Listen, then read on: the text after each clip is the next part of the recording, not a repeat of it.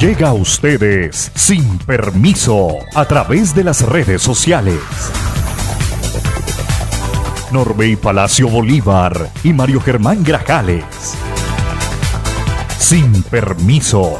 Somos un programa periodístico que te trae las noticias más importantes y análisis en profundidad.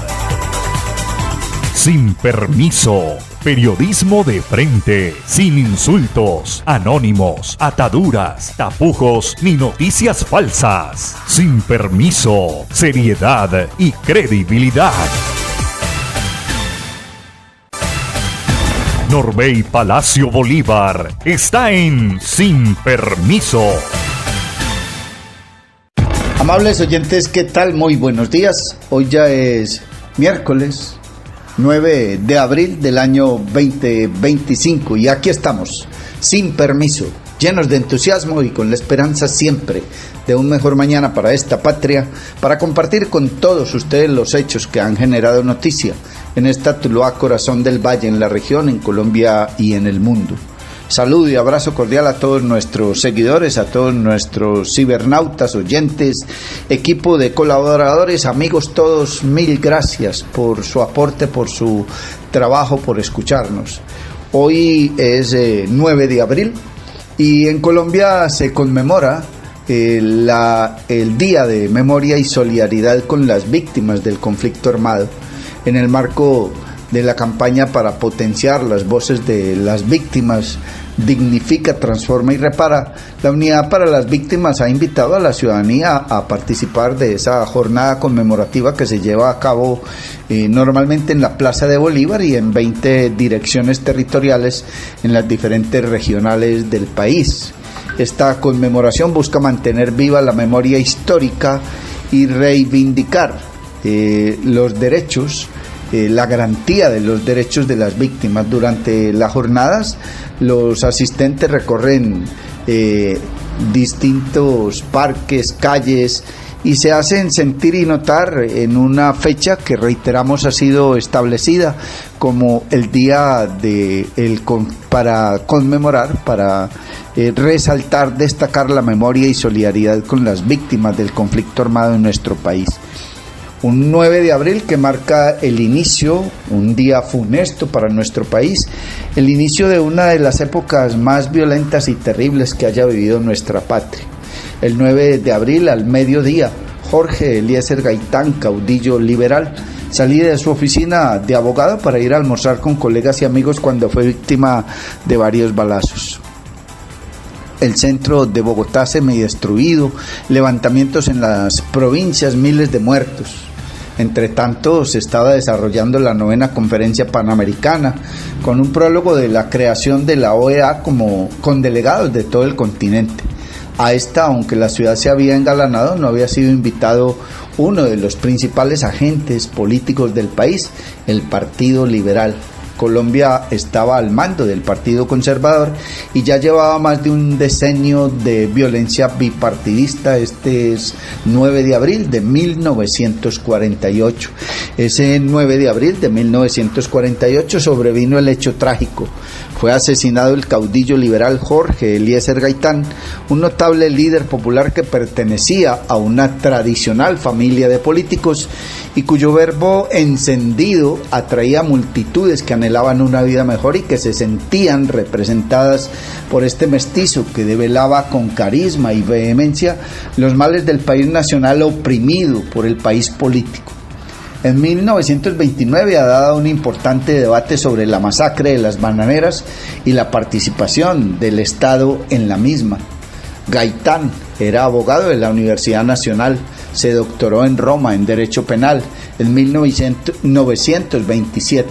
Allí conoció de cerca la oratoria de Mussolini, fue docente, había sido alcalde de Bogotá en 1936, magistrado, ministro de Educación en 1940, ministro del Trabajo en 1944 y para esa fecha se perfilaba como el próximo presidente de la República de Colombia. Había desarrollado un pensamiento anclado en el liberalismo, pero con una mirada social hacia la situación de los trabajadores, especialmente los sin tierra, y un clamor por una democracia verdadera contra el régimen excluyente.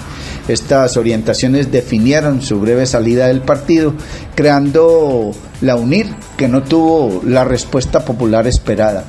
En 1946 los liberales se dividieron, presentándose dos candidatos, Gabriel Turbay y Jorge Eliezer Gaitán. Esta división facilitó la victoria del conservador Ospina Pérez. Gaitán, apoyado por sectores populares, fue motivo de canciones como El Porro a la Carga, que fue el himno gaitanista de la campaña electoral. A pesar de la amplia aceptación de Gaitán, estos fueron los resultados. Mariano Ospina Pérez tuvo 565.000 votos, Gabriel Turbay 441.000 y Jorge Eliezer Gaitán 358.000 votos. El 7 de febrero de 1948, Jorge Eliezer Gaitán había convocado una marcha del silencio que reunió a miles de bogotanos en la Plaza de Bolívar, donde el caudillo pronunció su famoso discurso Oración por la Paz, reclamando por los muertos de la violencia.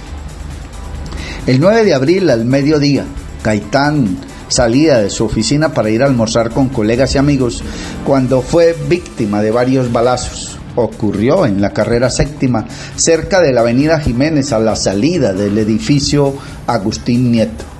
Pronto el líder fue llevado a la clínica central, donde anunciaron su deceso hacia las 2 de la tarde.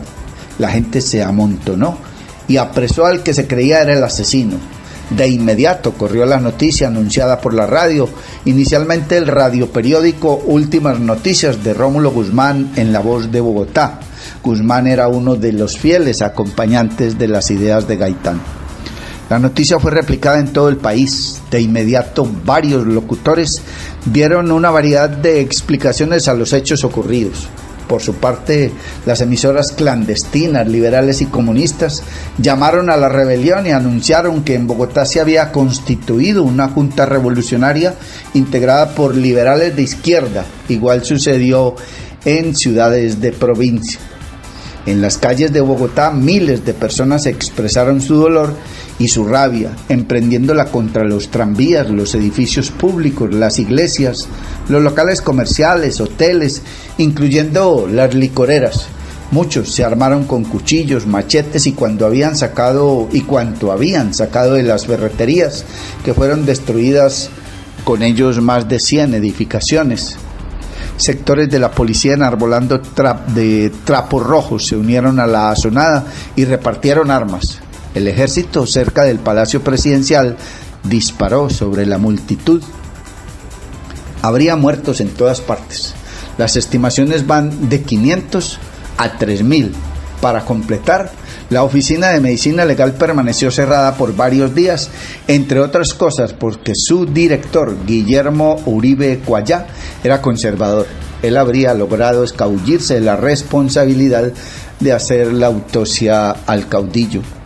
El 10 de abril, el gobierno empezó a retomar el control de la situación, reuniéndose con los liberales para formar una coalición y posteriormente Darío Echandía y otros políticos como Gerardo Molina y Gilberto Viera convencieron a los sindicatos para que levantaran sus movimientos en Barrancabermeja y ciudades cafeteras. Ya el 11 de abril, el director de Radio Nacional, Alfonso Araujo, que había sido nombrado como contralor de la difusión de las emisoras clandestinas, declaró que las actividades económicas y especialmente los bancos y el transporte funcionaban normalmente. Con ello pretendió calmar los ánimos y dar un parte de tranquilidad. Araujo era liberal y fue nombrado por Ospina Pérez por medianoche del 9 de abril y por un periodo breve para garantizar el orden en las comunicaciones. Araujo y Gaitán habían estudiado juntos el bachillerato. Sobre quiénes fueron los autores materiales e intelectuales del magnicidio, aún hoy no hay certeza. Las hipótesis van desde la responsabilidad del gobierno de Ospina Pérez hasta una operación de la CIA, Central de Inteligencia de los Estados Unidos, conocida por sus operaciones en América Latina contra los líderes progresistas, pasando por Fidel Castro. entonces estudiante que estaba en Bogotá, para participar en un encuentro latinoamericano de estudiantes y tenía cita con Gaitán esa misma tarde. O simplemente se trató de la acción letal de un individuo de 21 años, Juan Roa Sierra, apresado y linchado por la multitud y llevado a rastras hasta el Palacio Presidencial. Lo cierto es que esa violencia importada al parecer desde el país de los gringos, de los Estados Unidos, y que ha sido el modus operandi que impusieron en toda la América Latina y en algunos otros países donde necesitaban mantener su hegemonía, no ha sido develada aún, y hoy, tantos años después, seguimos viviendo una violencia que ha mutado, que se ha transformado y que sigue llenando de ríos de sangre el territorio colombiano. Hoy el drama ya no es liberal conservador, hoy es si usted de izquierda o de derecha, si es guerrillero, si es paraco, si es del Adán Izquierdo, del Jair Bermúdez, si es del Clan del Golfo, si es de la FARC, si es de la disidencia o si es del ELN, pero sigue el reguero de muertos y de sangre en nuestro país, en una violencia irracional que se ha mutado y que ha mudado hacia los centros poblados, donde entre oficinas como los Chotas, en Buenaventura, como los espartanos, como la oficina en Tuluá, como la Nueva Generación en Cartago y algunas otras más en cada departamento, en cada capital, hay 2 o 3 dueños que se están matando entre ellos por tener el control de la extorsión, del narcotráfico, del microtráfico y otro poco de negocios que generan ganancias multimillonarias diarias y semanales. Esa violencia, que sigue siendo el pan nuestro de cada día, inició no en 1948, sino mucho antes, sino que este es el punto de inicio de una época de violencia que aún no para. En ese 1946, y para tener una idea con nuestros cibernautas, oyentes, amigos y seguidores de qué era el discurso de Gaitán, en 1946 pronunció un acalorado discurso en el que manifestó: yo no soy un hombre, yo soy un pueblo, y aquí lo compartimos con ustedes para ilustración de nuestros seguidores, amigos y oyentes. Aquellos pueblos que no conocen su historia están condenados a repetirla. Se equivocan si creen que a esta raza colombiana la puedan barrer. Que nos hablen de esto los candidatos de la oligarquía. A los pueblos no se les puede robar el sentido de su nacionalismo. En cuanto el nacionalismo no sea agresivo, no sea repulsión del elemento extranjero que debe ser fraternalmente acogido entre nosotros en cuanto venga a prestar un beneficio. En cuanto no sea agresión al extranjero, que afortunadamente nosotros no podemos realizar, pero en cuanto sea estímulo de nuestra propia razón de ser, orgullo de nuestra propia raza, veneración a nuestras tumbas, porque eso no es el lenguaje ni demagógico ni retórico, que los hombres que hemos cruzado universidades sabemos que el hombre es como las plantas, que la planta da fruta y flores no por la planta misma, sino por el surco y la tierra donde ha aprendido, y que el hombre y un pueblo no pueden ser grandes y fuertes, sino en razón de las tumbas donde tiene el alimento para su futuro.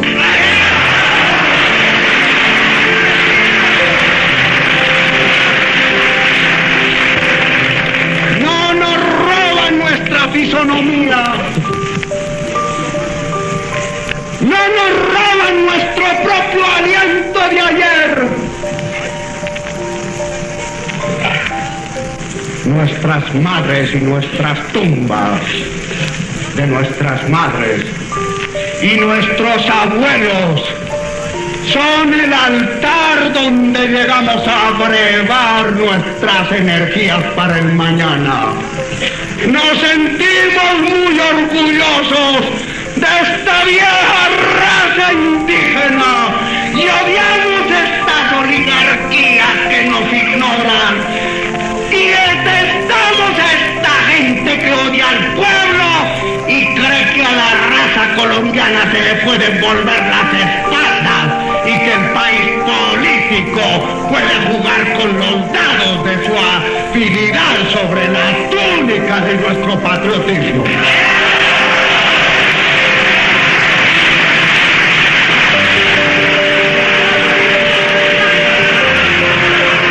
Continúa el doctor Jorge Eliezer Gaitán hasta las 11 de la noche.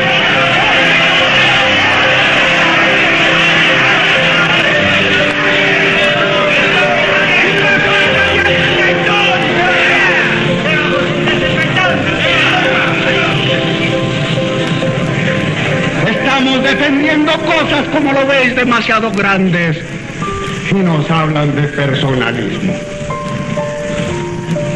No nos hablen mañana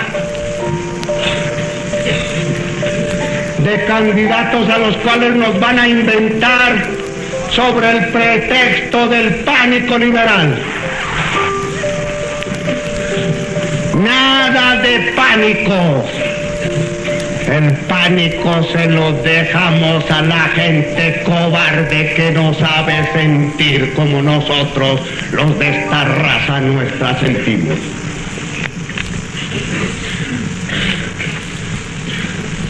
Nada de conspiraciones. Nos reímos de las habilidades. Flexible he sido, pero inflexible en la defensa del procedimiento y de la doctrina. Flexible para todo lo que se diga a salvar al Partido Liberal, pero no al Partido Liberal como un desprecio a la voluntad popular, sino al Partido Liberal como un sentido de transformación que haga la nueva república que Colombia necesita. La plutocracia conservadora que veía la transformación de las masas conservadoras hacia esta gran noción de una república nueva ha querido con su dinero oponerse y habla de unión nacional.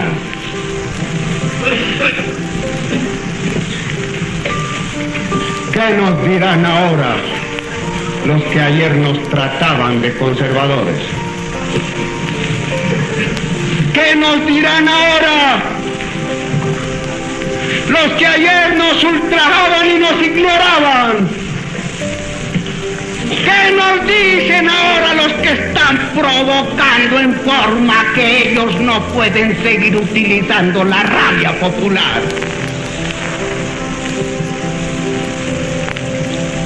¿Qué nos pueden decir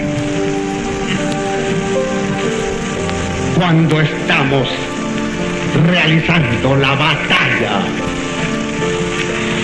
de una nueva expresión y de una nueva realidad nacional? Que tiemblen los vacilantes.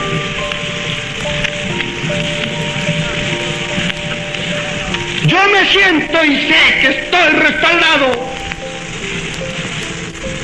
Pero si no lo estuviera, tengo que repetir aquí la frase. Más vale una bandera limpia, solitaria sobre una cumbre, que 100 banderas tendidas sobre el lodo.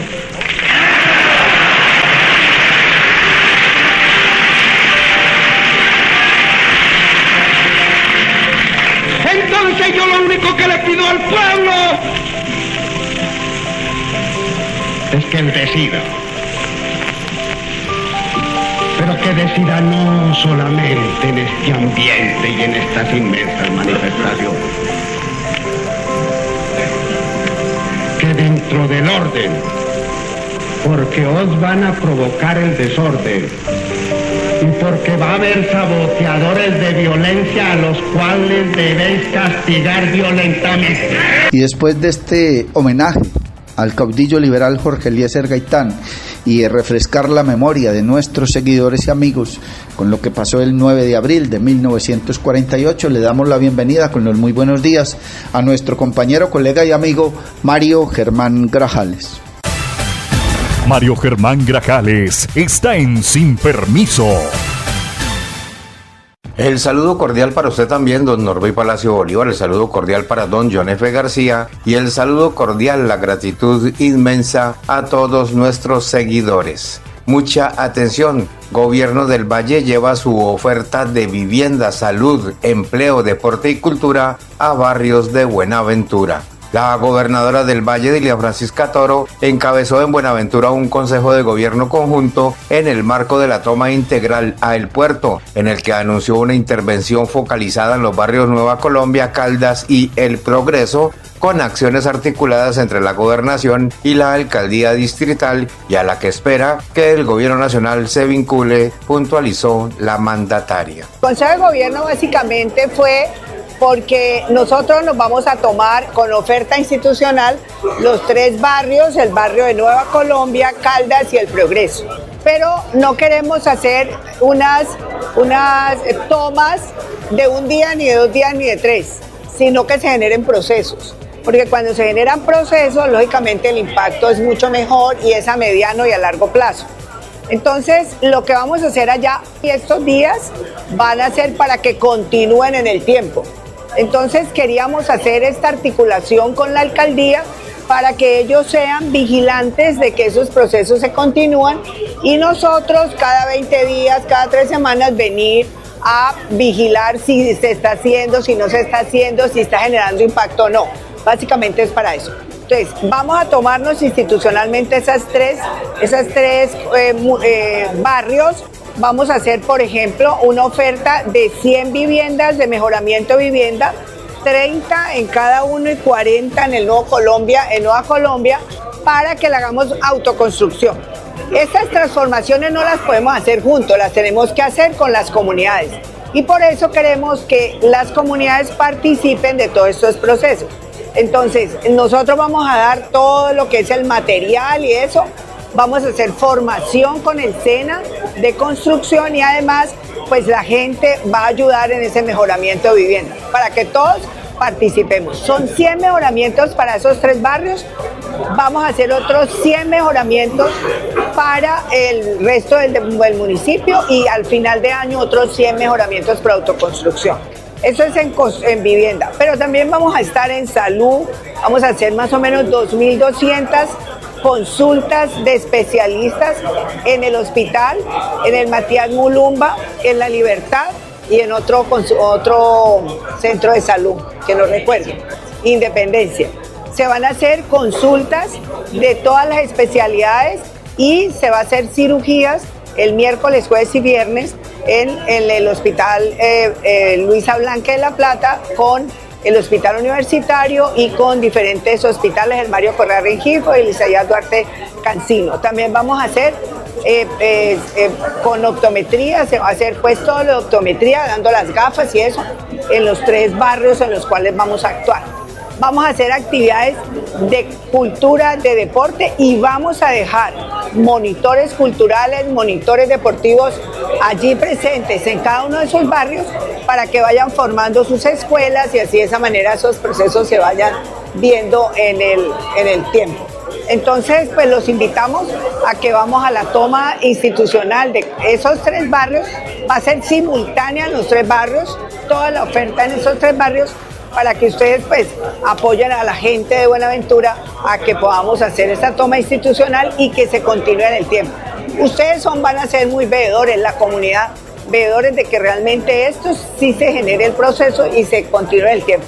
Vamos a hacer muchas actividades con jóvenes.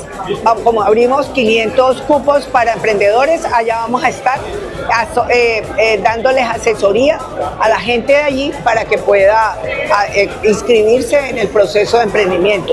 Y vamos a trabajar también con Fonder, que ya más pasado mañana, estaremos dando pues, noticias sobre el tema.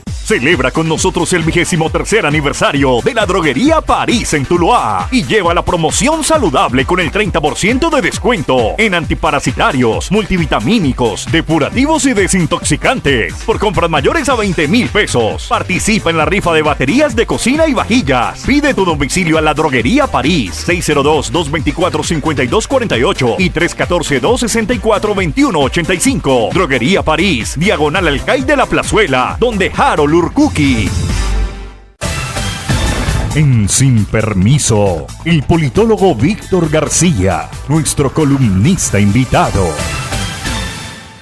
Estimado Norbey, muy buenos días para usted, la mesa de trabajo y en especial para todos los oyentes de Sin Permiso. Hoy quiero dar lectura a la columna escrita por mí y que será publicada este miércoles en el Diario de Occidente y que titula de la siguiente manera: ¿La humanidad del colombiano está podrida? En esta columna voy a expresarme en primera persona porque el caso ocurrido en Bello, Antioquia, en verdad me ha tocado y me ha generado una gran desilusión no solo de nuestra sociedad, sino de la concepción de nosotros mismos del término humanidad. Lo ocurrido en esta ciudad, de la que en muchos casos tomamos como ejemplo para diversas circunstancias en nuestras regiones, no merece sino la repulsión y el más enérgico rechazo de nuestra parte. El vil, cruel, humillante y sobre todo degradante homicidio de Sara Millerrey González, una mujer u hombre trans, es la muestra de la podredumbre de la sociedad colombiana, porque por más que haya sucedido en una región en específico, esto muestra el grado de descomposición social que estamos atravesando en nuestro país. Ya el solo hecho del homicidio de esta persona es grave, además del proceso de tortura al cual fue sometida, pues a sus verdugos no les bastó con quitarle la vida, sino que de manera sádica se esmeraron en torturarla, fracturando sus brazos y sus piernas para posteriormente lanzarla aún con vida a una quebrada de esa localidad. Pero si esto ya de por sí no fuese degradante, lo que a mí personalmente me impactó fue la indiferencia de los vecinos y transeúntes del sector, quienes viendo la escena de Sara aún con vida y con sus débiles bocanadas de aliento, solo se esmeraron en ser espectadores y peor aún, a grabar en un video tan dantesca escena. Un video que muestra esa degradación del ser humano carente de valores, que no ve en el otro al prójimo sino a un objeto que sirve para viralizar a través de las redes sociales, pues en ningún momento se evidencia en ese horroroso video intención alguna de los presentes para auxiliar a este otro ser humano que se encontraba en tan precaria situación. Como persona me pregunto, ¿qué podría pasar por la mente de Sara esos últimos instantes al ver la indiferencia de sus vecinos? ¿Qué desilusión como ser humano podría sentir al ver cómo con morbo prefirieron grabar en sus celulares sus últimos momentos de vida y no tomar la decisión de auxiliarla? ¿En qué mente inescrupulosa se pasa la idea de no brindar una mano a esa persona? ¿Qué podrá decir Dios? En mi opinión, nos hemos deshumanizado, con todo lo que eso significa. Como supuestos seres racionales, acá no nos debería importar si una persona es homosexual, heterosexual, bisexual, transexual, no binaria, católica, protestante, evangélica, musulmán, judía, atea, indígena, negra, blanca, mestiza, colombiano, extranjero, rico, pobre, en fin. Acá lo único que debería importarnos es que todos, absolutamente todos, somos seres humanos y como tal la dignidad no está en discusión y debe ser preservada a toda costa. Si nuestras acciones estuvieran encaminadas y las entendiéramos desde la humanización del prójimo, tendríamos en cuenta que esa otra persona es hija de alguien, es padre o madre de otro, es amigo o amiga, es hermano, es un mundo de sentimientos, experiencias y conocimientos. Es un ser con iguales derechos que los propios. Es un ser que a toda costa su derecho a vivir dignamente y a morir dignamente deben ser respetados. Ojalá algún día recapacitemos y no sigamos responsabilizando a los políticos y gobernantes de turno, pues en algún momento hemos perdido el camino como sociedad y ese camino lo perdimos desde nuestra casa, desde nuestra familia, desde nuestras propias acciones como individuos de las cuales cada uno de nosotros es responsable, porque tal como lo dijo un filósofo para unos, un profeta para otros, un político para otros tantos, un guía espiritual para otro grupo y para otros como este servidor, simplemente el Hijo de Dios. Amen y respeten al prójimo como a sí mismo. No juzguen o serán juzgados, y el que esté libre de pecado, que tire la primera piedra. Sin permiso. Mucha atención. En operativos de inspección y vigilancia, la Policía Metropolitana de Cali y la SIJIN, con apoyo del Grupo Operativo Anticontrabando de la Gobernación del Valle del Cauca, fueron incautadas 2.630 botellas de licor ilegal. Los productos fueron hallados en una bodega en un centro comercial en zona céntrica de Cali. En la diligencia fueron aprehendidas botellas y canecas de productos como aguardiente, ron, whisky y tequila. La gerente de la Unidad de Rentas de la Gobernación del Valle, Marta Isabel Ramírez, explicó que se logró incautar más de 2.600 unidades de licor nacional y extranjero, presuntamente adulterado en su mayoría, de varias marcas como whisky y ron jamaiquino, un producto que se llama guacareño, que no está autorizado para distribuirse en el Valle del Cauca. Bueno, en un operativo conjunto que este fin de semana se realizó entre la Policía Metropolitana de Cali, la SIJIN y nuestro grupo anticontrabando de licores y cigarrillos de la Gobernación del Valle, se logró incautar más de 2.600 unidades de licor nacional y extranjero, presuntamente adulterado en su mayoría, de varias marcas, whiskies, jamaiquino, un producto que se llama guaraqueño, que no está autorizado para distribuirse en el Valle del Cauca. Este operativo se realizó en el Centro Comercial Cali 2, evaluado en aproximadamente 32 millones de pesos. En ese momento ese producto está bajo la custodia de la Unidad de Rentas en sus bodegas, donde se realiza el proceso de custodia de ellos y se adelantan las investigaciones correspondientes. Celebra con nosotros el 23º aniversario de la Droguería París en Tuluá y lleva la promoción saludable con el 30% de descuento en antiparasitarios, multivitamínicos, depurativos y desintoxicantes. Por compras mayores a 20.000 pesos. Participa en la rifa de baterías de cocina y vajillas. Pide tu domicilio a la Droguería París, 602-224-5248 y 314-264-2185. Droguería París, diagonal al CAI de la Plazuela, donde Harold Urcuqui. Sin permiso. Muchas gracias, John Ferney. Amigos todos, seguidores, oyentes, ustedes son la razón de ser de nuestro trabajo. Mucha atención, que en el Valle del Cauca fueron asegurados presuntos implicados en porte ilegal de armas de fuego y explosivos de uso privativo.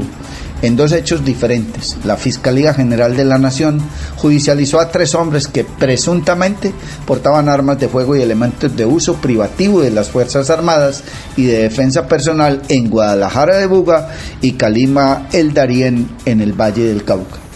En Calima El Darién fueron judicializados Juan Esteban Calle Lara y Gustavo Adolfo Calle como presuntos responsables de los delitos de fabricación, tráfico, porte o tenencia de armas de fuego, accesorios, partes o municiones, y fabricación, tráfico y porte de armas de municiones de uso restringido, de uso privativo de las Fuerzas Armadas o explosivos. Estas 2 personas fueron capturadas en flagrancia por uniformados de la Policía Nacional en el barrio San Jorge.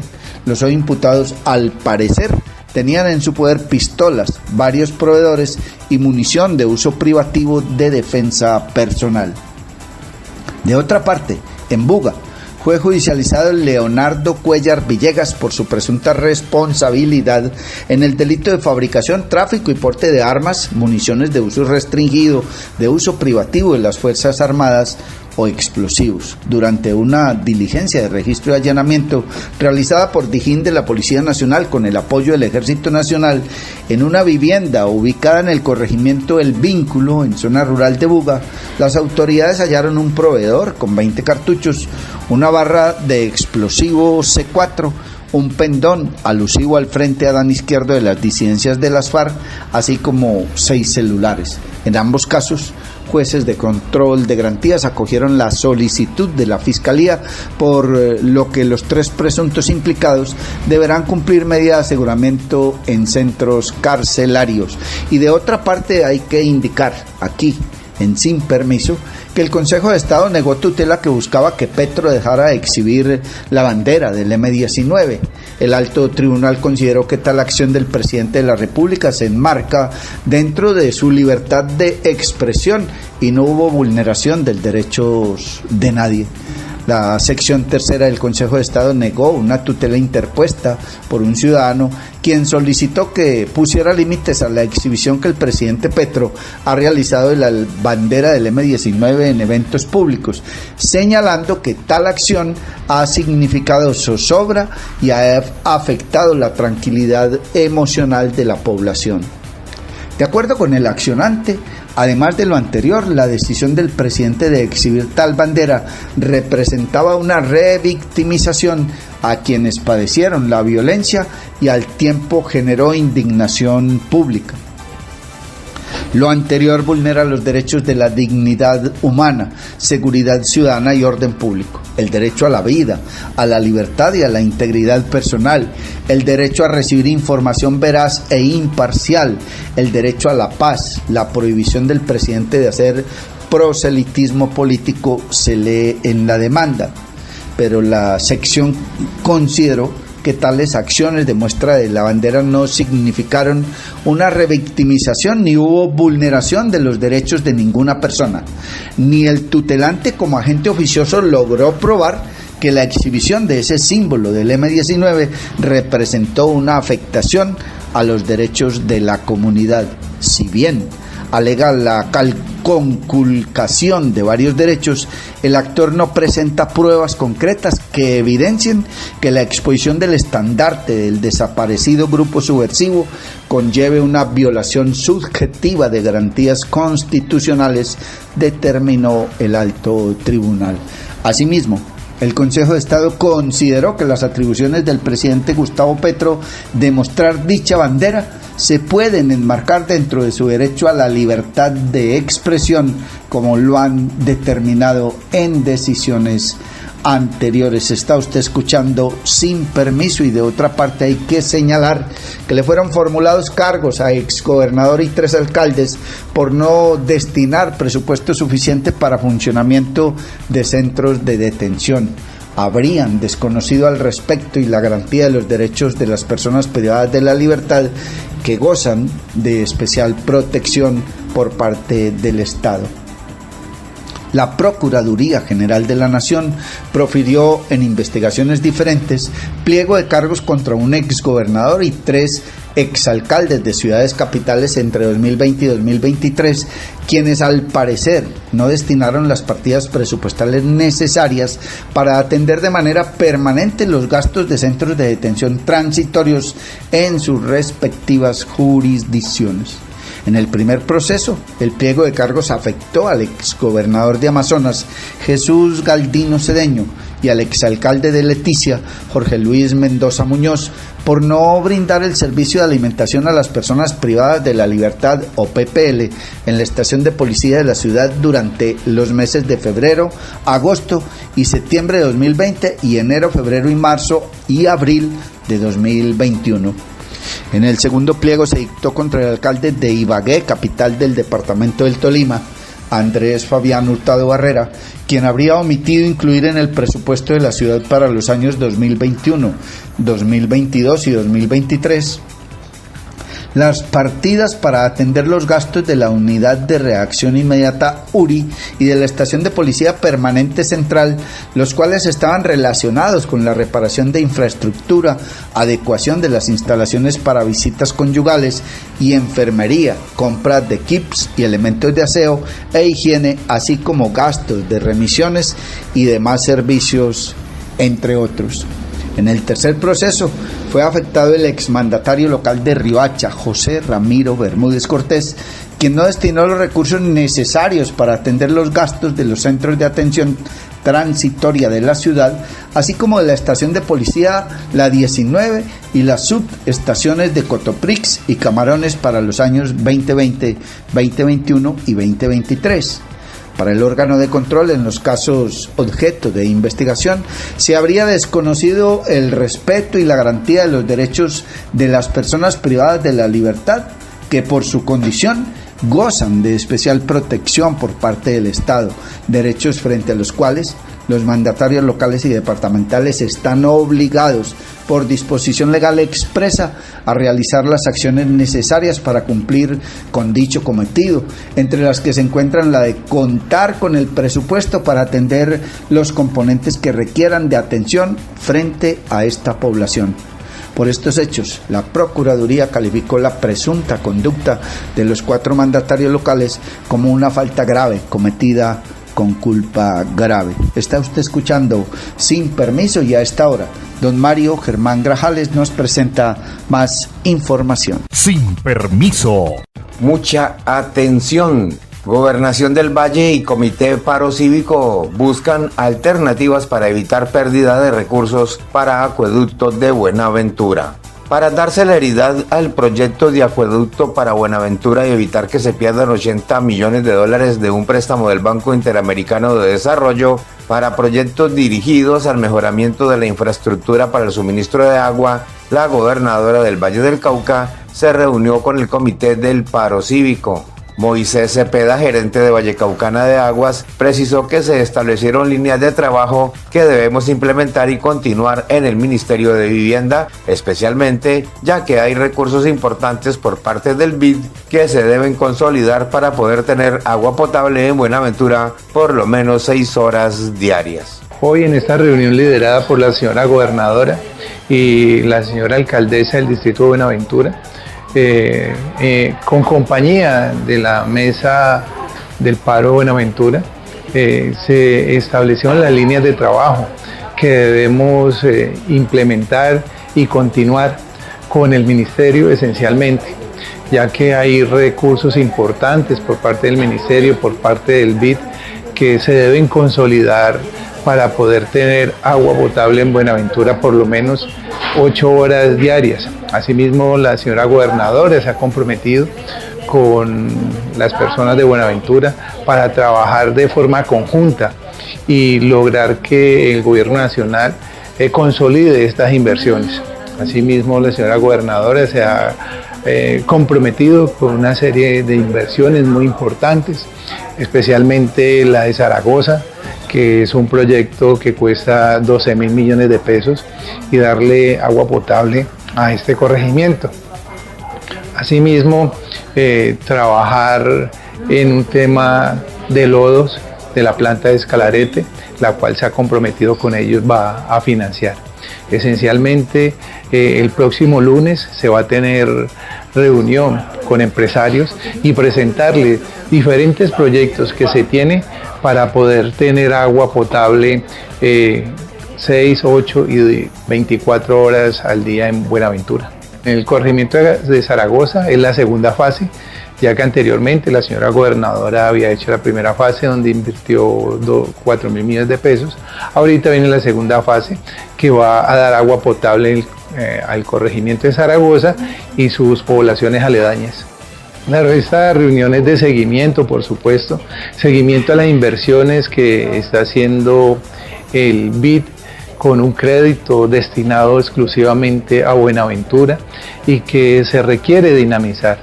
La gobernadora se ha comprometido con la población de Buenaventura en hacer seguimiento permanente para poder que estas inversiones se consoliden en el municipio.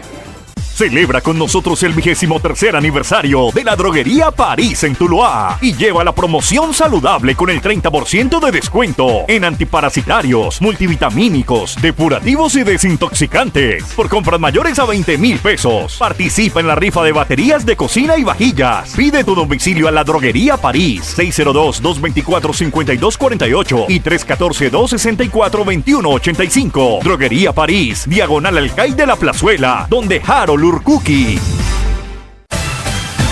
En Sin Permiso presentamos el resumen de los hechos judiciales más importantes de la región, el país y el mundo. Así es, aquí están los hechos más relevantes en materia judicial en Sin Permiso. Mucha atención, municipio de Palmira. En la carrera 45 con 12, barrio Villa Caimitos, personal de la SIJÍN realizó la inspección técnica al cadáver de Josmar Armando Nieves Alejos, de 25 años, quien presenta heridas ocasionadas con arma de fuego. Los móviles agresores, materia de investigación.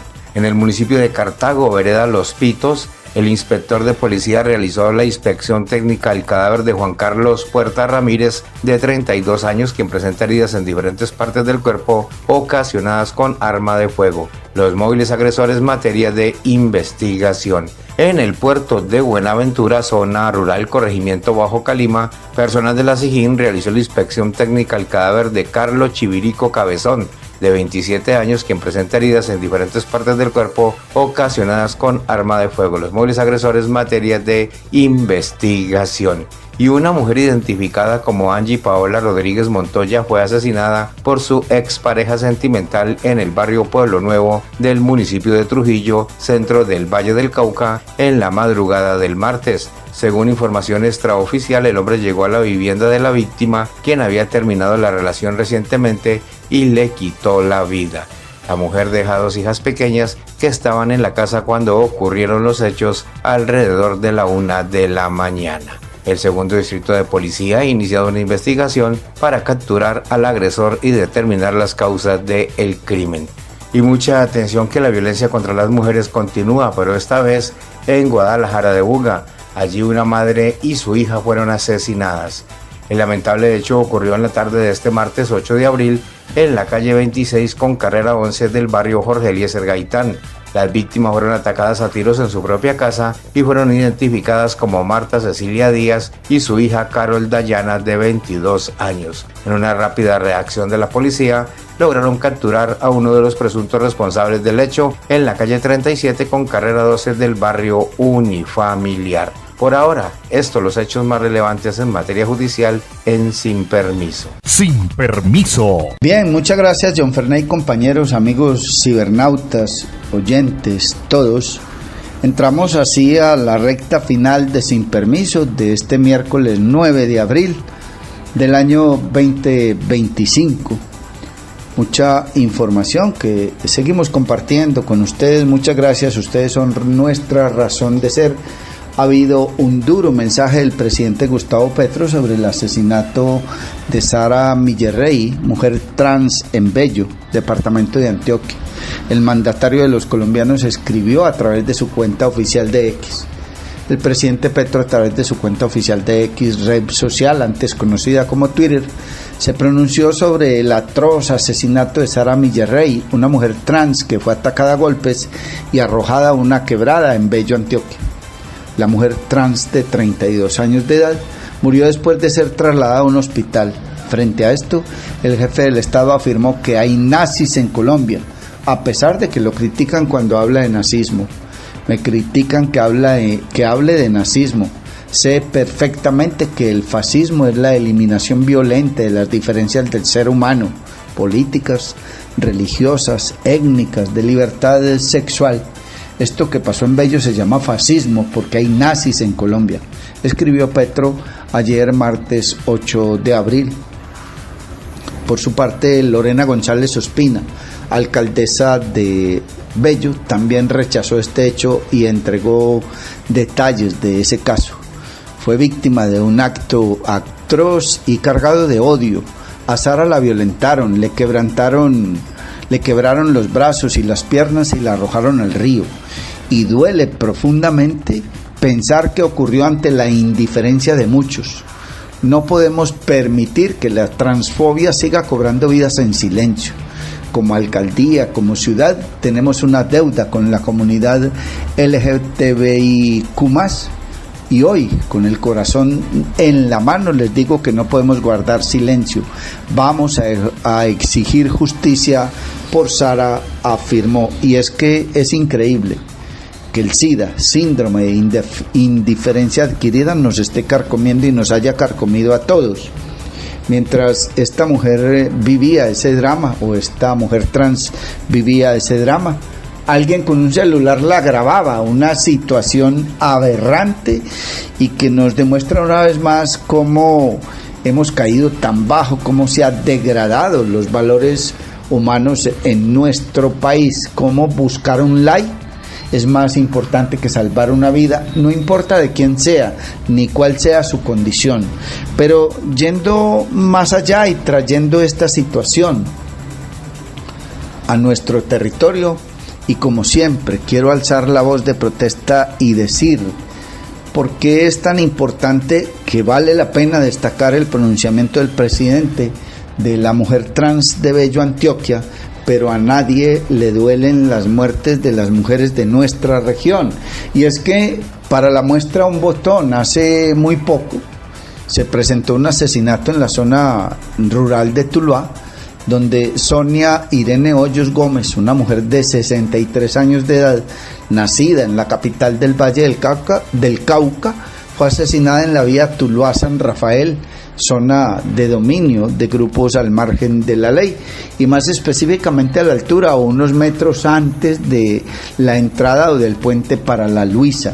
Lo más grave aún, no solo aparte del asesinato, es que este cuerpo de esta mujer permaneció durante más de 2 o 3 días inerme a la intemperie, porque ni siquiera eso se puede hacer, respetarle el derecho a que sea levantado su cuerpo. Pero como si eso fuera poco, en Trujillo se presentó otro feminicidio donde Angie Paola Rodríguez Montoya fue asesinada, al parecer presuntamente por su expareja sentimental, en el barrio Pueblo Nuevo, delante de sus 2 hijas. Y no habíamos parado de reponernos de esa noticia de Trujillo, grave, compleja, difícil, cuando nos acuden con otro hecho de sangre triste, lamentable y brutal, con un ataque sicarial en Guadalajara de Bugas, donde fueron asesinadas Marta Cecilia Díaz y su hija Carol Dayana, de 22 años, quienes fueron atacadas a tiros dentro de su vivienda, ubicada en la calle 26 con carrera 11 del barrio Jorge Eliezer Gaitán de la ciudad de Señora. La hija resultó herida y la madre falleció. Un sicario fue capturado en la calle 37 con carrera 12 en el barrio unifamiliar de Buga. Y hay otro hecho que aún está por establecerse, pero en uno de los barrios de Tuluá, en el Céspedes, en la carrera 31 entre calles 25 y 26, apareció el cuerpo de una mujer en avanzado estado de descomposición en su residencia. Obviamente esperamos medios de comunicación y opinión pública que las autoridades den indicios, pistas de cuál fue la causa de la muerte de esta mujer. Hacemos un llamado a las organizaciones defensoras de mujeres, de derechos humanos, para que haya una voz de protesta y se levante, así como el presidente y como la alcaldesa de Bello y muy seguramente el señor gobernador de Antioquia protestan por el hecho brutal con la mujer trans. Pues también en Tuluá, en el Valle del Cauca, nos levantemos y protestemos, porque no pueden seguir siendo asesinadas las mujeres campesinas y todos guardando silencio, un silencio sepulcral, cómplice, un silencio de indiferencia que nos lleva a que todos hagan y deshagan sin que ninguno de nosotros nos pronunciemos. La otra vez, y lo sigo insistiendo, hubo el asesinato de 5 mujeres campesinas en una semana y nadie dijo nada. Y como ninguno decimos nada, entonces van a seguir sucediendo estos hechos sin que haya poder humano que los haga suspender o parar. De otra parte, hay que señalar en esta recta final de Sin Permiso que ha habido un hecho por posibles irregularidades. En contratación se ha producido cargos contra el exsecretario de gobierno de El Guaviare por posible detrimento patrimonial en un contrato para atender una calamidad pública en el departamento del Guaviare.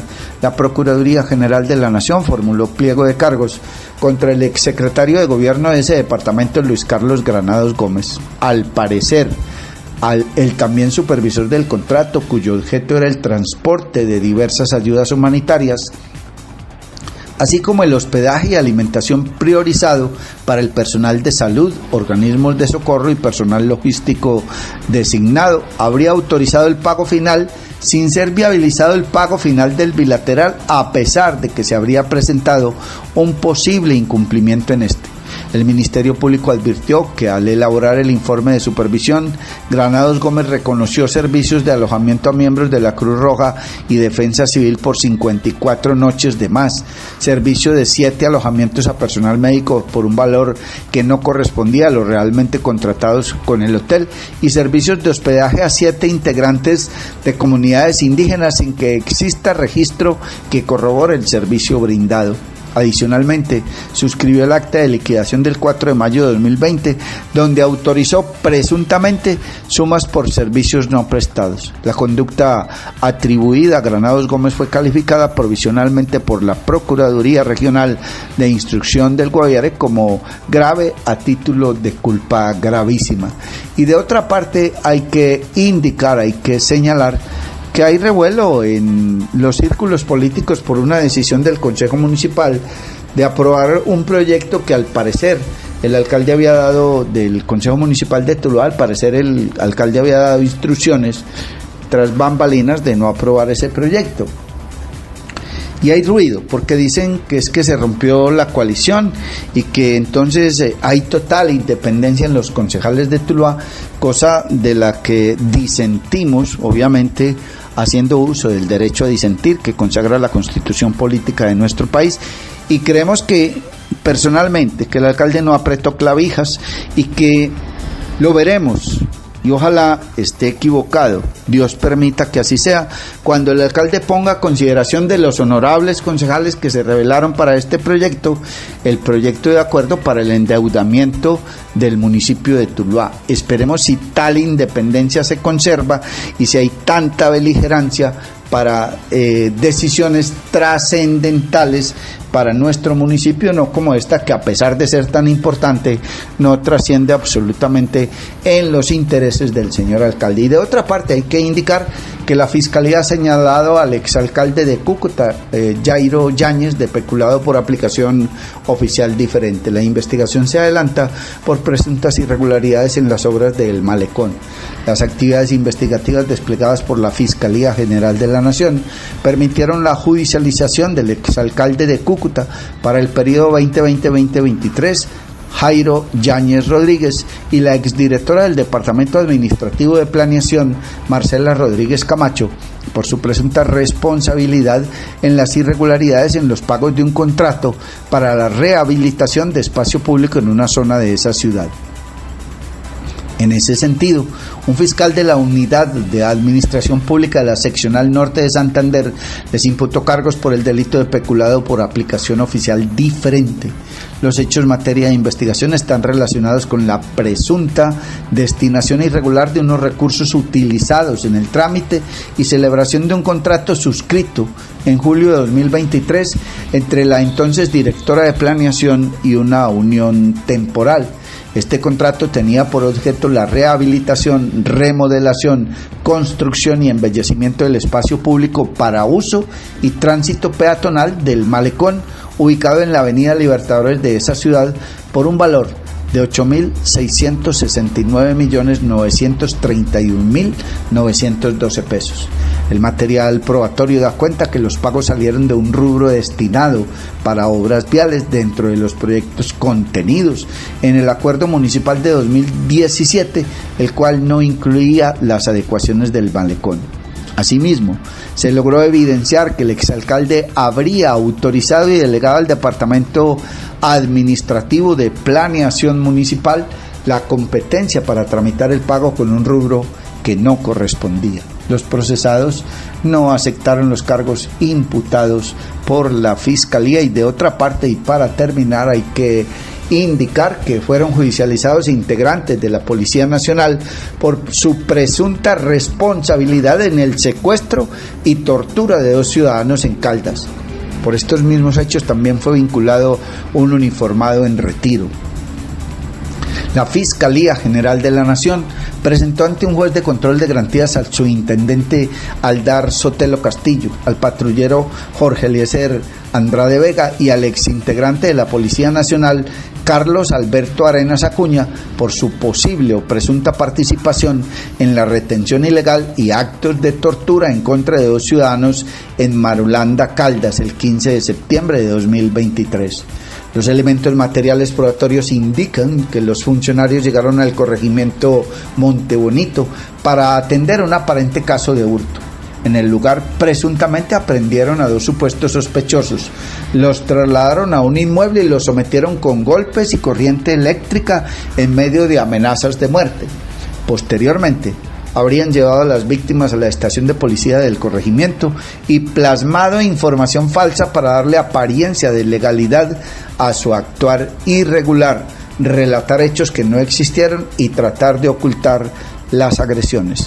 Por todo lo anterior, un fiscal de la seccional Caldas imputó a los integrantes y al exintegrante de la Policía Nacional los delitos de secuestro simple agravado, tortura agravada, fabricación, tráfico, porte o tenencia de armas de fuego, accesorios, partes o municiones, falsa ideológica en documento público y constreñimiento. Los procesados no aceptaron los cargos. Sotelo Castilla y Arenas Acuña deberán cumplir medida de aseguramiento en centro carcelario. Por su parte, Andrade Vega continuará vinculado a la investigación. Amables oyentes, hasta aquí esta emisión de Sin Permiso. Dios mediante, si Él no dispone otra cosa y antes algo extraordinario nos sucede, mañana a las 6 de la mañana volveremos a encontrarnos. Un feliz día para todos. Muchísimas gracias por su compañía. Llega a ustedes Sin Permiso a través de las redes sociales.